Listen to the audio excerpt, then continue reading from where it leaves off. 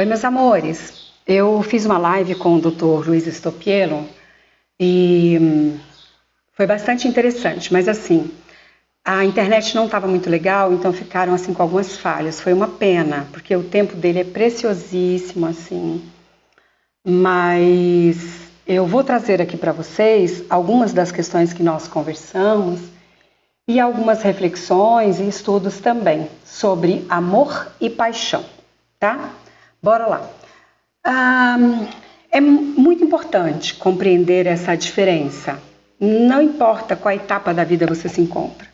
Se você está casado, casada, namorando, pensando em namorar.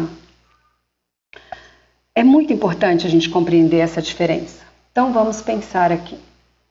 A paixão, ela é extremamente diferente do amor. A paixão, ela é necessária porque se não houvesse a paixão, um ser humano nunca se aproximaria do outro para a possibilidade de um namoro, um noivado e um casamento. Tá? Nós vamos dar a chance, vamos dizer assim, de um dia amar, mas é necessário o primeiro passo ser a paixão. Claro que se nós pensarmos aí num tempo distante, período da minha avó, por exemplo, aqui em Goiás, os casamentos eram muito arranjados, então poderia não passar pela paixão, porque conhecia o noivo logo em seguida, ali no dia do casamento, poderia ou não desenvolver o amor. Mas quando a pessoa ela tem essa liberdade, vamos dizer assim, nos dias de hoje, se não houver a paixão, você não se aproxima de ninguém. Por quê? Porque quando não há paixão, nós vamos enxergar, no primeiro momento, quem a pessoa demonstra ser, quem ela é. Nós vamos enxergar os traços reais dessa pessoa. E para nós aceitarmos conviver com uma outra pessoa de forma mais definitiva, esses traços que nós discordamos, eles nos assustam muito. E aí, quando nós olhamos muito para esses traços, afasta e diz, não, eu não quero essa pessoa. Entende? Agora, já na paixão, nós não vamos enxergar esses traços que a gente não aceita no outro. Não.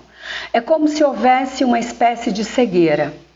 Na paixão, o que mantém a relação durante a paixão é o meu desejo, ou seja, como eu idealizo um ser humano. Então é essa idealização, é um material meu, é um conteúdo meu, daquilo que eu idealizo, projetado no outro. Então, quando um ser humano está apaixonado pelo outro, ele não está apaixonado pelo outro, propriamente dito. Ele é apaixonado pelos desejos dele, que está sendo refletido no outro, assim como um projetor. Então eu pego um ser humano, pego os conteúdos existentes em mim, daquilo que me move, daquilo que é o meu desejo, e como um projetor eu projeto isso ali no outro, como uma tela de cinema, e aí eu fico inebriada com aquilo que eu estou vendo.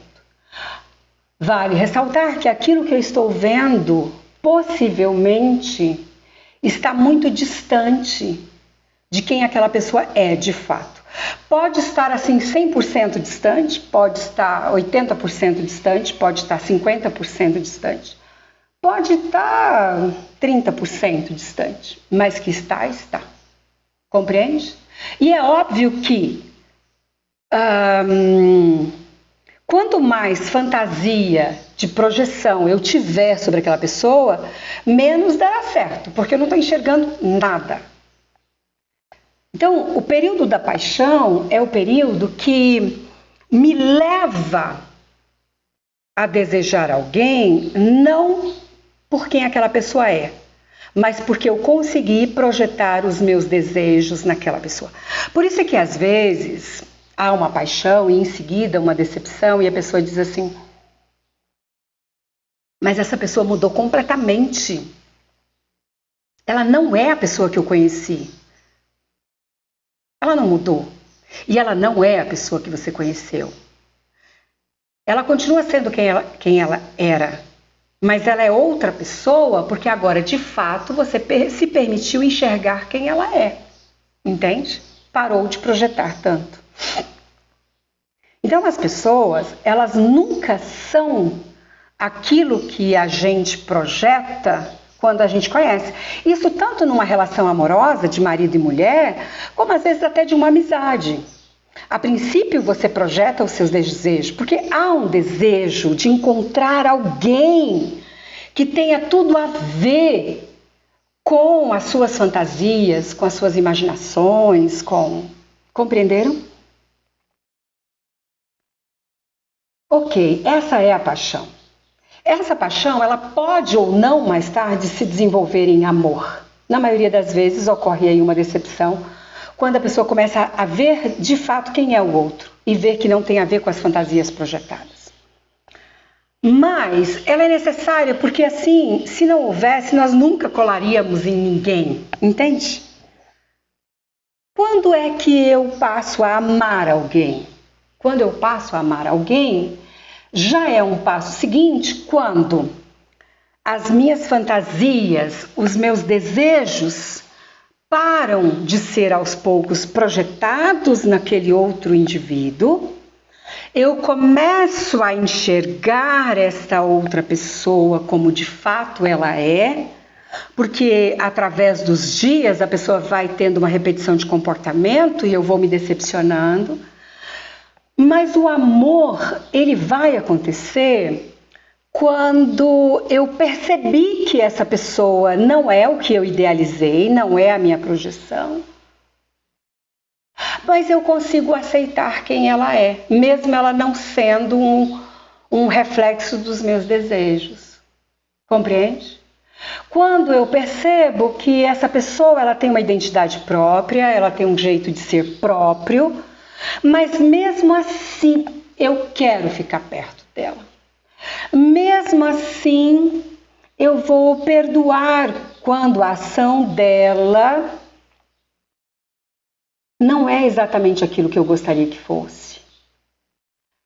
Quando eu vou amar quando eu compreendo que mesmo essa pessoa não sendo o resultado dos meus desejos totais, eu percebo que mesmo ela sendo ela mesma, ela tem muito a me oferecer de volta. Quando eu aceito como ela é, então aí eu já passo a amar. E esse amor não necessariamente ele é algo dito, ele é algo cultuado todo o tempo.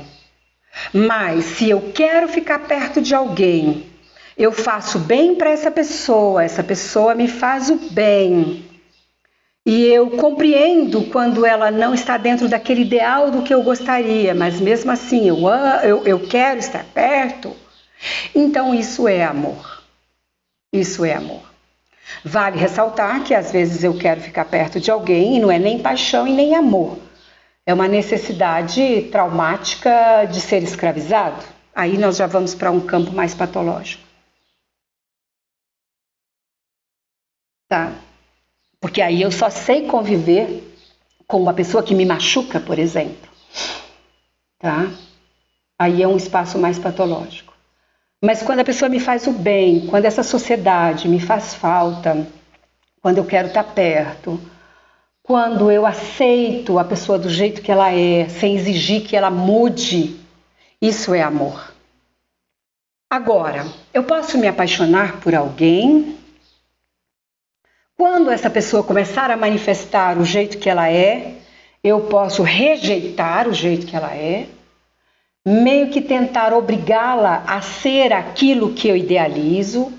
Essa pessoa, por carência ou por trauma, ela pode tentar se adaptar àquilo que eu idealizo.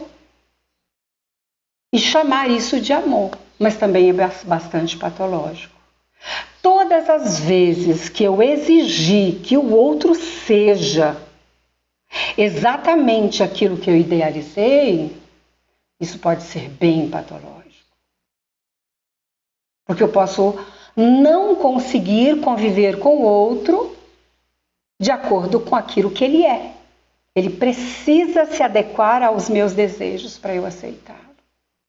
E quando nós temos uma relação nesse formato e o outro faz algo que me decepciona, eu não vou dar conta. Como uma traição, por exemplo. Aí eu não vou dar conta. Não vou dar conta de compreender, de perdoar e de recomeçar. Porque aí eu perdi o controle do outro. Entende? O outro teve uma certa autonomia e eu perdi esse controle. Então eu não vou conseguir. Porque no momento que eu perdi o controle, essa decepção cortou esse laço de convivência. Quando que uma traição, por exemplo, é passiva de ser perdoada e recomeçar? É quando existe um amor de fato. Eu estou falando de perdão verdadeiro, não daquele perdão falso. Eu te perdoo, mas você tem uma dívida comigo e para sempre você será escravizado. Para sempre eu vou jogar na tua cara que você fez para você voltar para esse lugar de escravização. Isso é muito patológico, eu não estou falando disso. Quando há uma traição e o outro perdoa e de fato há um recomeço, aí existe o amor no sentido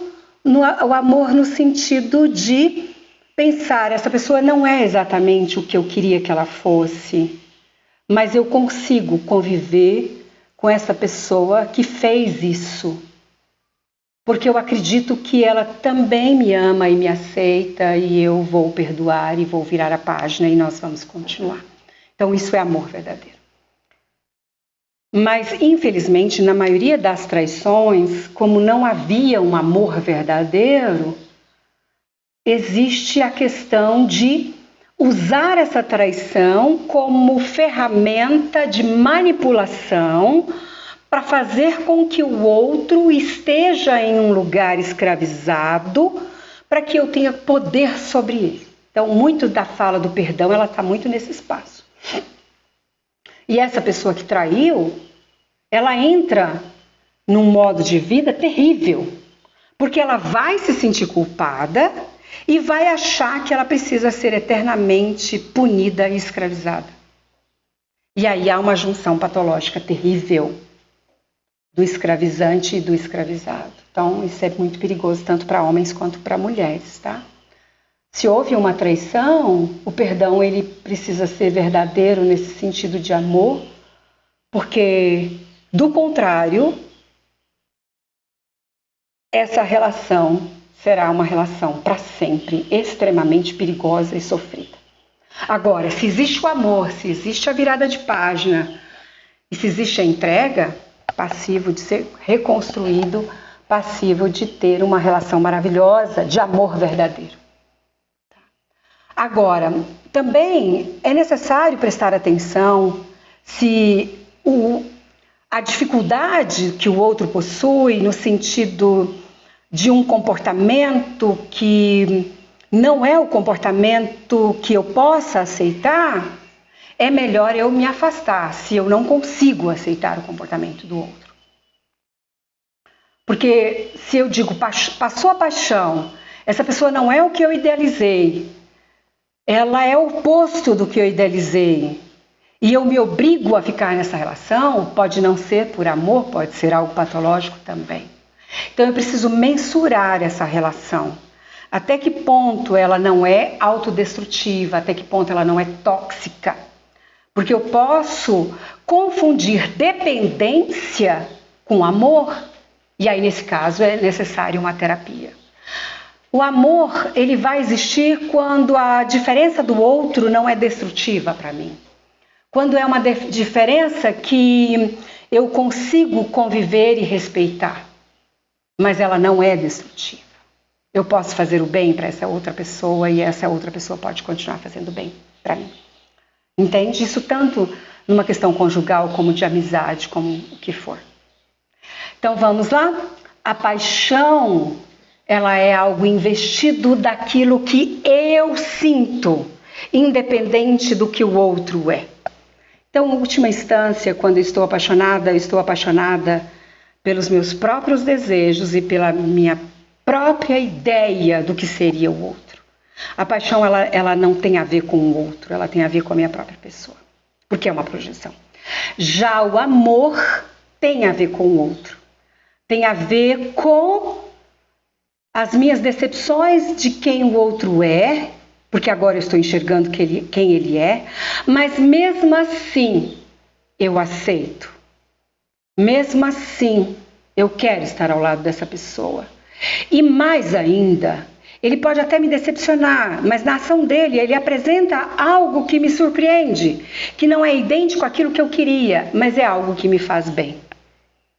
É algo que há uma troca. Isso é amor. Tá bom, meus amores? Manda isso aí para quem você achar que é interessante mandar e assim você estará me ajudando a estudar, trabalhar e continuar como cientista da mente. Ó, beijo no coração e até a próxima.